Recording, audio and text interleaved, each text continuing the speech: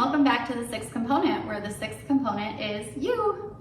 I'm Kaitlin. And I'm Laura. Nice to have you with us today. Today we are bringing our best foot forward. So we thought this would be light and airy and a fun activity and discussion, just kind of about shoes. Yeah. So why are they important? Well, let's be honest. We work in a very slippery environment. We do. Right? And your feet are what holds your whole body up. So yeah, absolutely. Funny story, not funny story. We do a back to school event, and as an administrator, you know, you want to look cute, you want to look nice. And I didn't have heels on, but I had those the toes with a really pointy toe, and it was a nude, cute little shoe. Sorry for those of you that are men. So you can have cute shoes too. But I remember going home barely, like gimping home. Oh yeah. It was so bad. And from that moment, that was probably 4-ish years ago. And from that moment on, I ended up going to a very expensive shoe store. I literally threw out all my shoes after that day and ended up going literally to the shoe store and getting one black pair, one gray pair, and one brown pair of shoes. And that was it. And I've migrated now to like one black and brown boots, half boot. These are my black boots. But these are very expensive with extremely reinforced heels. And so that's the reality. Like, I'm sorry, but every day we're getting a little bit older and we have to take good care of ourselves. And so sometimes it takes a little adventure like that to kind of step in, get it, into That was a good one. a little bit better. I did get it at first. Did you get it? I did now. We have to be careful. We have to be careful for our staff, but we also have to be careful for ourselves. I know you want to look fancy, but it's okay. But I'm going to say this because anybody who knows me that is listening to this knows that I love shoes. She's fancy. I don't know that I would say that. Oh, yeah. I'm frugal. I'm frugal fancy? Is that Frugal fancy, budget conscious. How else do you want to say this? Okay.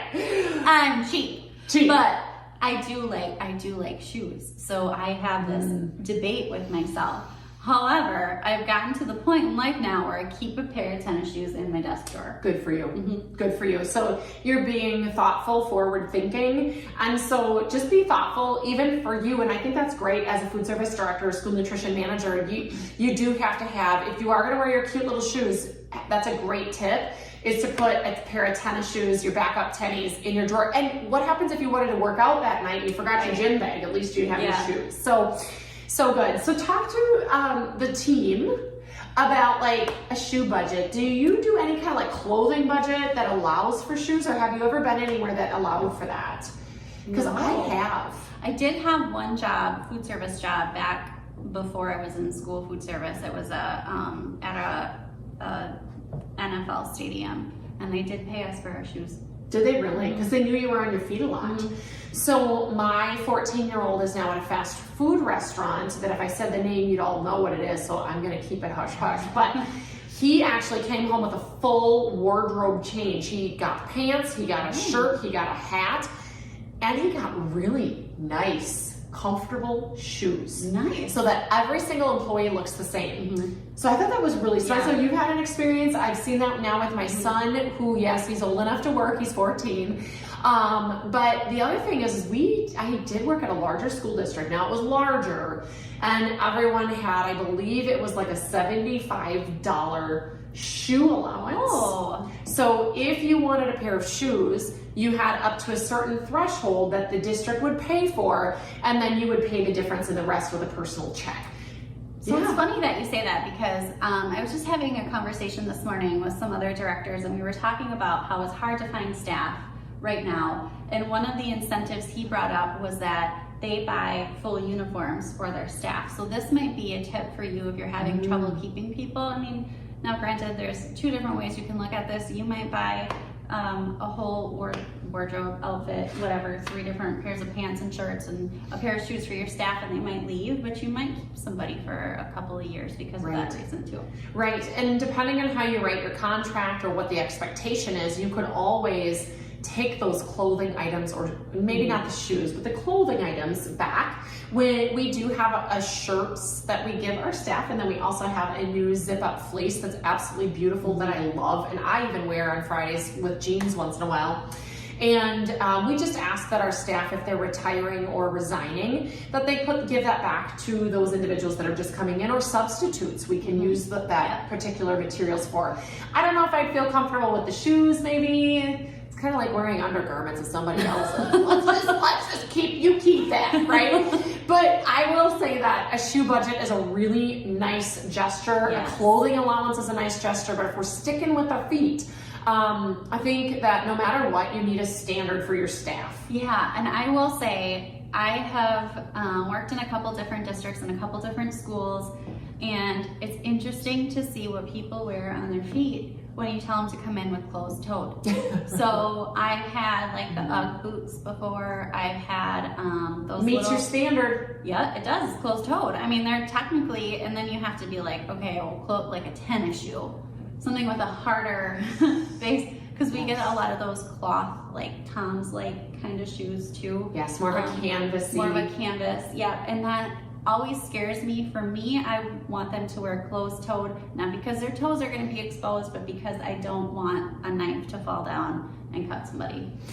For me, also in regards to those more loafer style shoes, I get a little nervous because of the skid on the bottom. So a lot of times they don't have the traction. So like you were saying, slips, trips, and falls, literally. You know, you might need to be more specific with what your standards are. And in regards to feet, we have a lot of staff that are in their 50s and 60s, and maybe even some 70s that I'm not even aware of. They just hide their age beautifully. But you know, they need to take care of their feet, because their feet, obviously, as you know, is attached to the rest of their body that really can cause aches and really make them maybe retire sooner, just because they physically do not feel able to work.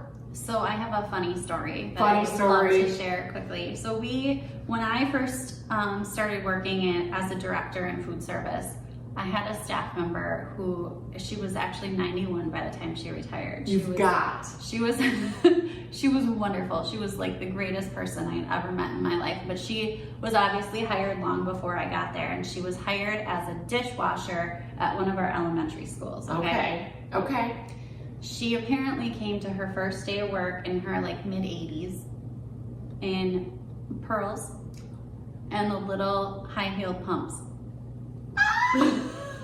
Oh, that's adorable. And they had to send her home so she could put tennies on, because we don't want anybody to fall, right? Yeah. And I think if I remember the story correctly, that her heel was originally getting stuck in those mats that we have, the water. The anti-fatigue black mats next to the dish machine. Oh yeah, we know what those are. So don't do that. Hilarious. Even though she was adorable, and she, like I said, she was one of the greatest people I've ever met, but had good intentions. She had great intentions. She wanted to look cute. She was gonna come looking professional to work. She took your job seriously. Yes. I love that. Actually, that's really beautiful. Yeah. And at the same time, right, this is why we as food service and school nutrition directors need to gently come in, walk alongside the staff, and just let them know, because they don't know what the standard is. And to come across as caring and loving, like, you know, whatever her name was, Sally. Yeah. You know, Sally, we want you to be safe at work. We're so excited to have you, and let's get you going home, and maybe we'll even pay you from school to home to get your pairs of shoes, or however is appropriate for your school district. And as long as you do it out of love, and you follow the standards and you're following the ethics of your district, but also safety, you're doing okay. Mm-hmm. So you're promised you're doing okay. So what's the challenge? Check your shoes. Check your shoes. Check your shoes. If you don't have good ones, put some in your desk drawer. Put some in your desk drawer, and then, you know, you all know, yourself included, Kaitlin, and I know myself because I had to do this the long and short a couple years ago. Go through all of your shoes and then pitch. Say bye-bye to your favorite gray pointy shoes that you think looks adorable with your gray dress. Goodbye. This is not a fashion show. It is about your safety, and it is about your longevity within this profession. You too, as a manager and director, even if you sit behind your desk, There are many times you need to go out and role model what that standard looks like in and on the floor. And that's why I started keeping shoes in my office, because one time I got called in and I had high heels on and I was like, oh, well, this is awkward. And her staff is gonna tell her, hey, get those heels off. Yeah. You go home. Yeah. And so, I get it completely. So it's a great challenge. Put some tennies in your desk drawer and go through your shoes. With that being said, put your best foot forward, my friends. Thanks for listening. Bye. Bye.